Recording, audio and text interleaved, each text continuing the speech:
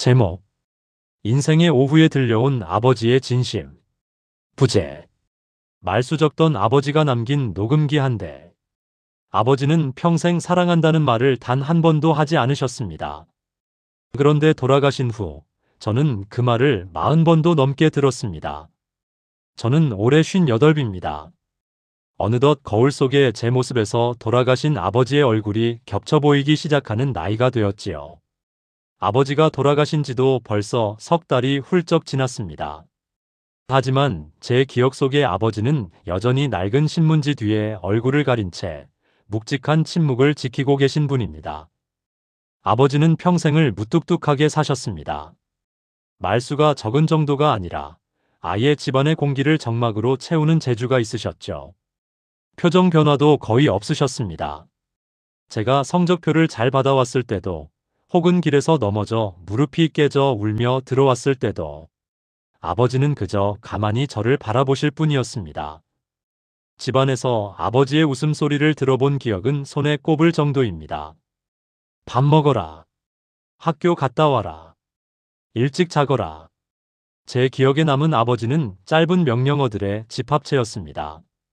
따뜻한 대화나 다정한 격려 대신 아버지는 늘 당신의 의무만을 수행하는 기계 같았습니다. 어렸을 적 운동의 날이면 제 마음은 늘 갈기갈기 찢어지곤 했습니다.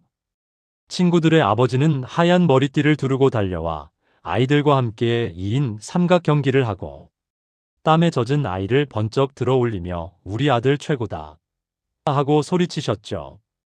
그늘집에 앉아 어깨동무를 하며 사진을 찍는 그들의 모습이 얼마나 부러웠는지 모릅니다. 하지만 우리 아버지는 단 한 번도 학교 행사에 오신 적이 없으셨습니다. 아버지, 이번엔 학교에서 아빠들도 다 오라고 하던데. 용기를 내어 신문을 보시는 아버지의 등 뒤에서 말을 건네면 아버지는 보시던 신문을 아주 잠깐 멈추셨습니다. 하지만 그뿐이었습니다. 아무 말씀 없이 다시 신문장을 넘기는 그 바스락 소리가 제게는 거절의 대답보다 더 차갑게 느껴졌습니다. 그때의 저는 그게 무관심이라고 확신했습니다. 아버지는 나를 사랑하지 않는구나. 아니, 어쩌면 자식이라는 존재가 당신에게는 그저 짊어져야 할 짐에 불과하구나 생각했습니다. 대학 진학을 앞두고 고민할 때도, 결혼을 하겠다고 인사를 시킬 때도, 심지어 제 첫 아이가 태어났을 때도 아버지는 축하한다는 말 한마디 없이 그저 묵묵히 곁에 계셨을 뿐입니다. 그 묵묵함이 때로는 든든함이 아니라 서운함으로, 서운함은 다시 아쉬움으로 제 가슴 속에 켜켜이 쌓여갔습니다. 돌아가셨을 때 제 마음 한편에는 슬픔과 함께 묘한 아쉬움, 아니 어쩌면 평생 풀지 못한 서운함이 앙금처럼 남아있었는지도 모릅니다. 왜 평생 단 한 번도 사랑한다고 말씀해주지 않으셨을까? 그 답을 저는 아버지가 이 세상을 떠나신 후에야 알게 되었습니다. 장례를 치르고 나서 일주일 뒤 어머니와 함께 아버지의 서재를 정리하기 시작했습니다. 저희 집에서 아버지의 서재는 늘 성역이자 금지구역이었습니다. 어렸을 적부터 아버지 방은 함부로 들어가는 게 아니다라는 어머니의 엄명을 듣고 자랐으니까요. 그곳은 아버지가 유일하게 세상으로부터 숨어드는 동굴 같았습니다. 아버지가 돌아가신 후에도 그 문을 여는 데는 큰 용기가 필요했습니다. 서재 문을 열자마자 훅 끼쳐오는 것은 시간의 냄새였습니다. 오래된 책종이가 바스러지는 냄새, 평생 태우셨던 씁쓸한 담배 냄새, 그리고 아버지만의 그 특유의 채취가 섞여 공중에 부유하고 있었습니다. 주인을 잃은 방은 적막했지만 물건들은 여전히 아버지를 기다리고 있는 듯 보였습니다. 어머니는 책장 앞에 서서 한참을 말없이 계시다가 작은 한숨을 내쉬시며 말씀하셨습니다. 내 아버지는 참 너무 말이 없는 사람이었어. 나한테도 평생 사랑한다는 말을 딱 한 번 했을까 말까 한데. 어머니의 목소리에는 원망보다는 깊은 체념, 그리고 그 무뚝뚝한 남자를 견뎌온 세월의 무게가 묻어 있었습니다. 우리는 묵묵히 책을 정리하기 시작했습니다. 누렇게 변색된 법전들, 오래된 경제 서적들, 그리고 낡은 서류 뭉치들. 물건을 하나씩 꺼낼 때마다 아버지의 숨겨진 조각들이 나타났습니다. 아버지가 수십 년간 고쳐 쓰시던 낡은 만년필, 초침이 멈춰버린 예물시계, 그리고 빛바랜 앨범 속의 젊은 시절 아버지. 사진 속 아버지는 지금의 저보다 훨씬 젊고 팽팽한 얼굴로 웃고 계셨습니다. 그리고 그 앨범 갈피에서 제가 초등학교 때 그려드렸던 비뚤비뚤한 카네이션 그림이 나왔습니다. 어머니, 이거 아직도 갖고 계셨네요. 저는 진작 버리신 줄 알았는데. 어머니가 조용히 고개를 끄덕이셨습니다. 네 아버지가 버리지 말라고 하셨어. 내가 몇 번이고 낡아서 정리하려고 했는데 그때마다 화를 내시더라고. 저게 보물이라면서. 그 말을 듣는 순간 가슴 한구석이 찌릿하게 떨려왔습니다.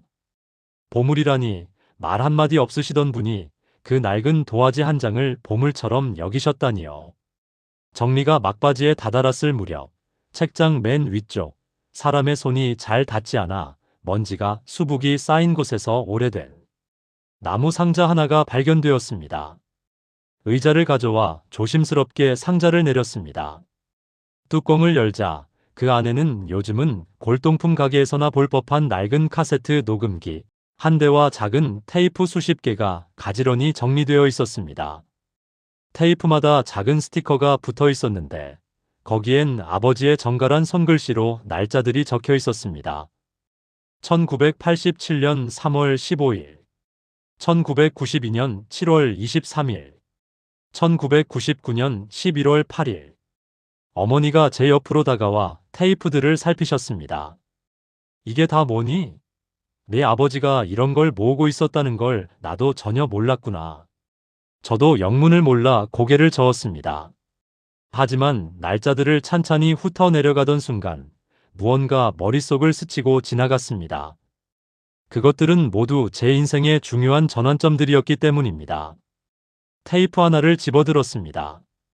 1987년 3월 15일. 그날은 제가 10살이 되던 생일이었습니다. 손끝이 미세하게 떨려왔습니다. 서재 바닥에 주저앉아 녹음기에 건전지를 넣었습니다. 뚜껑을 열고 테이프를 끼우는 그 짧은 순간이 마치 수만 년처럼 느껴졌습니다.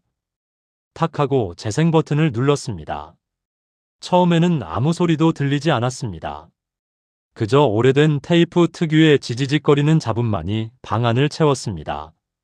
그러다 문득 아주 깊은 곳에서 끌어올리는 듯한 한숨 소리가 들렸고 이어 익숙하면서도 낯선 아버지의 목소리가 흘러나왔습니다.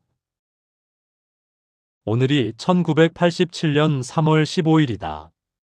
우리 아들 민수가 드디어 10살이 됐구나.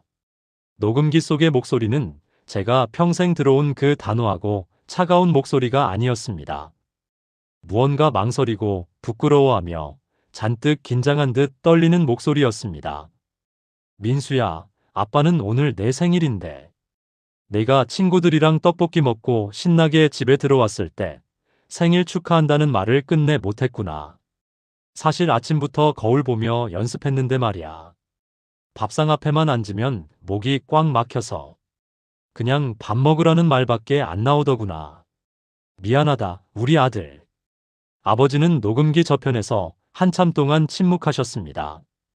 테이프 돌아가는 소리만이 정적을 메웠습니다. 아빠는 어떻게 말해야 할지 모르겠어. 우리 아버지도 나를 엄하게만 키우셨고 사랑한다는 말을 들어본 적이 없어서 어떻게 해야 다정한 아빠가 되는지 배운 적이 없구나. 내가 운동회 때 아빠를 기다리는 걸 알면서도 아빠는 사람들 앞에 서는 게 참 서툴고 겁이 났단다. 그래도 민수야, 아빠가 이 말은 꼭 기록으로 남기고 싶구나. 우리 민수, 10살 생일 축하한다. 그리고 다시 긴 침묵이 흐른 뒤 아버지는 아주 작게 하지만 분명하게 말씀하셨습니다. 사랑한다. 그 순간 제 눈앞이 흐릿해졌습니다. 평생 차갑다고만 믿었던 아버지의 벽이 무너져 내리는 소리가 들리는 것 같았습니다. 한계를 듣고 나니 멈출 수가 없었습니다. 저는 홀린 듯이 그 다음 테이프를 계속해서 녹음기에 밀어 넣었습니다. 1992년 7월 23일, 제가 15살이 되어 사춘기의 절정을 지나고 있을 때의 기록이었습니다. 당시 저는 성적이 떨어져 아버지께 혼날까봐 조마조마해하고 있었죠. 민수야, 오늘 내 성적표를 봤다. 내 엄마한테 혼나서 방에서 문 걸어 잠그고 있는 거 보니까 아빠 마음이 참 무겁더구나. 사실은 말이야. 아빠도 학교 다닐 때 공부를 참 못했어. 그래서 내 마음이 얼마나 답답할지 다 안단다. 그런데 막상 너를 보면 공부 좀 해라는 잔잔한 잔소리만 나가니 이 노릇을 어쩌면 좋겠니? 아빠는 네가 1등하는 거 바라지 않는다. 그냥 아프지 말고 네가 좋아하는 일을 찾아서 행복하게만 살아다오. 우리 민수 15 생일 너무 축하한다. 아빠가 아주 많이 사랑한단다. 테이프 속의 아버지는 제가 알던 분보다 훨씬 더 나약하고 훨씬 더 저를 배려하고 계셨습니다. 1999년 11월 8일, 제가 처음으로 여자친구를 집에 소개했던 날의 기록도 있었습니다. 아버지는 그날 저녁 식사 자리에서 그저 고개만 끄덕이며 많이 먹어라라고 하셨던 게 전부였죠. 민수야, 오늘 내가 데려온 친구 참 참하더라. 우리 아들이 벌써 누군가를 사랑할 줄 아는 어른이 됐다는 게 아빠는 너무 기특해서 눈물이 날 뻔했다.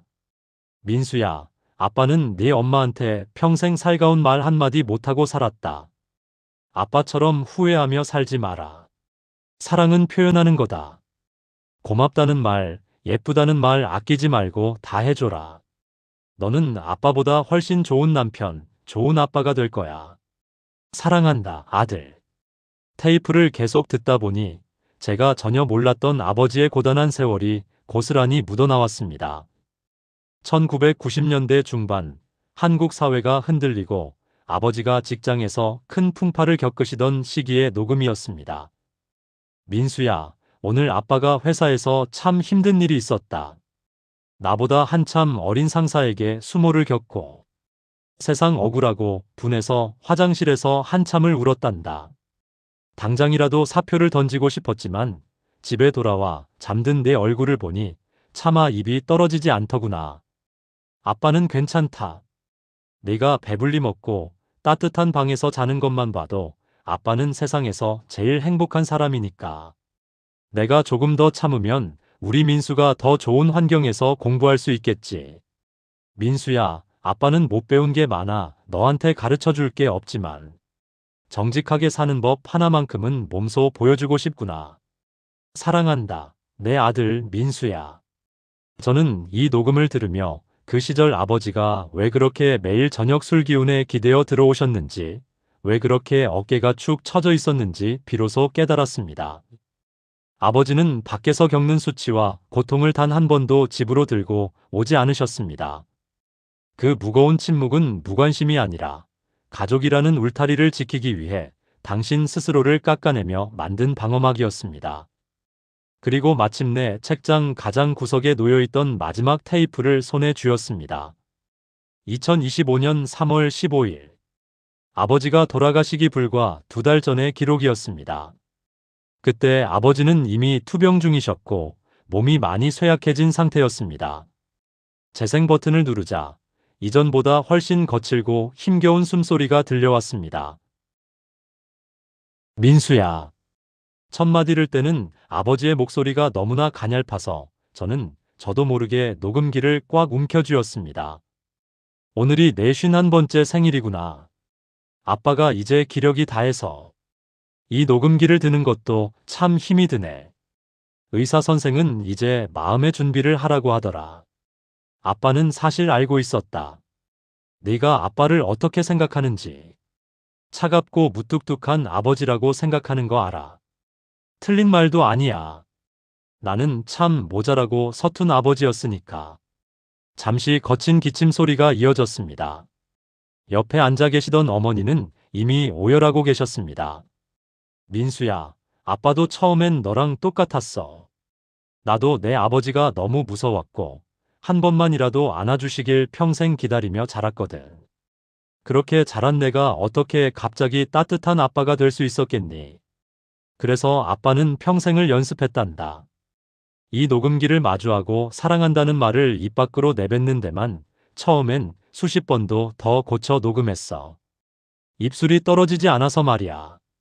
30년을 넘게 연습했는데도 막상 내 앞에만 서면 머릿속이 하얘지더구나.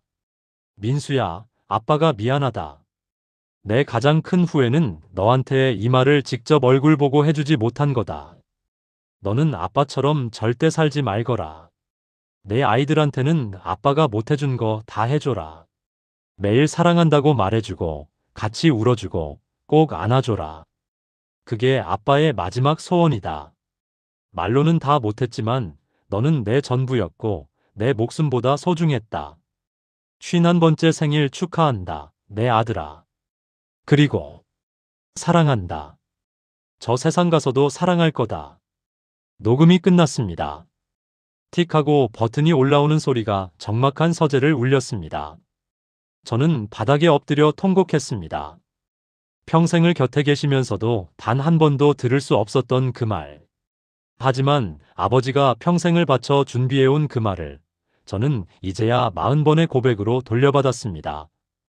그날 이후 저는 제 머릿속에 박혀있던 아버지에 대한 모든 기억을 다시 쓰기 시작했습니다. 제가 대입에 실패하고 사흘 밤낮을 방에 박혀 울고 있을 때 아버지는 아무 말씀 없이 제 문 앞에 과일 쟁반을 두고 가셨죠. 저는 그게 무언의 압박인 줄 알았는데 녹음기 속 아버지는 민수가 밥을 안 먹어서 내 속이 다 타들어간다. 대신 아파줄 수만 있다면 좋으련만 하고 울먹이고 계셨습니다. 첫 직장에서 해고당해 술에 취해 들어왔던 날 아버지는 한심한 놈이라며 혀를 차셨죠. 하지만 그날 밤 녹음기 속 아버지의 말은 우리 아들이 얼마나 성실한데 그 회사가 사람 보는 눈이 없구나. 절대로 기죽지 말거라. 아빠는 너를 믿는다라고 제 등을 쓸어내리며 혼잣말을 하셨습니다. 그 모든 순간이 다시 살아났습니다. 아버지가 말이 없으셨던 게 아니라 너무나 사랑해서 그 사랑을 담을 그릇을 찾지 못하셨던 것임을. 무관심했던 게 아니라 어떻게 다가가는지 몰라 멀리서 지켜보는 것밖에 할 줄 모르셨던 것임을. 차가웠던 게 아니라 너무 뜨거워서 혹여 자식이 데일까봐 스스로를 얼려버렸던 서툰 한 남자의 진심을 말입니다. 오늘 저는 오랜만에 아버지 산소에 다녀왔습니다. 제 손에는 아버지가 남겨주신 낡은 녹음기와 제가 새로 장만한 녹음기 한 대가 들려 있었습니다. 묘비 앞에 앉아 풀꽃을 정리하며 나직이 말을 건넸습니다. 아버지, 저 왔어요. 아버지께서 녹음하셨던 테이프 녹음 파일들 모두 다 들었습니다. 아버지가 왜 말을 못하셨는지 이제야 알 것 같아요. 저도 58이 되어 보니 사랑한다는 말을 뱉는 게 얼마나 큰 용기가 필요한 일인지 깨달았습니다. 아버지, 저 40살 넘어서야 진짜 아버지가 되는 법을 배웁니다. 집으로 돌아오는 길, 마음이 그 어느 때보다 가볍고 따뜻했습니다. 아버지는 침묵으로 사랑을 쌓으셨고 저는 그 침묵을 깨고 사랑을 흐르게 하려 합니다. 저녁 식사 자리에서 아들의 손을 꽉 잡았습니다. 그날 밤 저는 제 녹음기를 켜고 첫 번째 기록을 남겼습니다. 2026년 2월 6일 사랑하는 내 아들 준호에게 아빠는 오늘 내 할아버지를 만나고 오면서 내 생각을 많이 했단다. 태어나줘서 고맙고 너는 내 인생의 가장 빛나는 훈장이란다. 그리고 준호야, 아빠가 우리 준호 아주 많이 사랑한다. 사랑은 완벽하게 표현하는 것이 아닙니다. 서툴더라도 떨리더라도 끊임없이 전하려 노력하는 그 과정 자체가 사랑임을 이제는 압니다. 늦었다고 생각할 때가 가장 빠를 때라는 말, 아버지가 남겨주신 마지막 가르침이었습니다. 사랑한다 말하세요. 지금 바로 당신 곁에 있는 그 사람에게요. 오늘 준비한 이야기는 여기까지입니다. 돌이켜보니 아버지는 평생 당신의 삶이라는 배에서 가족이라는 무거운 닻을 내리고 거친 풍파를 온몸으로 막아내며 그 자리를 지켜온 분이셨습니다. 무뚝뚝한 침묵은 배가 흔들리지 않게 잡아주던 묵직한 닻이었고 그 속에 전하지 못한 진심은 언젠가 아들이 더 넓은 세상으로 나아가길 바라며 아버지가 홀로 가득 채워두었던 바람 가득한 돛이었습니다. 이제야 저는 아버지가 평생을 일구어 놓은 그 깊고 푸른 바다 위에 서 있습니다. 아버지가 남긴 사랑이라는 돛을 올리고 그 진심의 물결을 따라 저 또한 새로운 항해를 시작하려 합니다. 여러분도 오늘 마음속 깊이 내려두었던 서운함의 닻을 올리고 사랑이라는 바람을 담아 따뜻한 고백의 돛을 펼쳐보시는 건 어떨까요? 인생이라는 넓은 바다에서 가장 큰 용기는 완벽한 항해술이 아니라 곁에 있는 이에게 사랑한다고 말하는 작은 목소리임을 잊지 마십시오. 지금까지 100세 시대의 지혜와 깊은 울림이 공존하며 건강을 낚는 곳, 백세바다였습니다. 오늘 이야기가 여러분의 마음이라는 바다에 작은 파동이 되었다면 구독과 좋아요로 함께해 주십시오. 여러분의 응원은 저희가 더 깊은 진심의 이야기를 건져 올리는 힘이 됩니다. 댓글창에 여러분의 삶을 지탱해준 소중한 닭과 돛에 대한 이야기를 들려주세요. 정성껏 읽고 함께 나누겠습니다. 항상 평온한 항해 되시길 바랍니다. 시청해주셔서 감사합니다.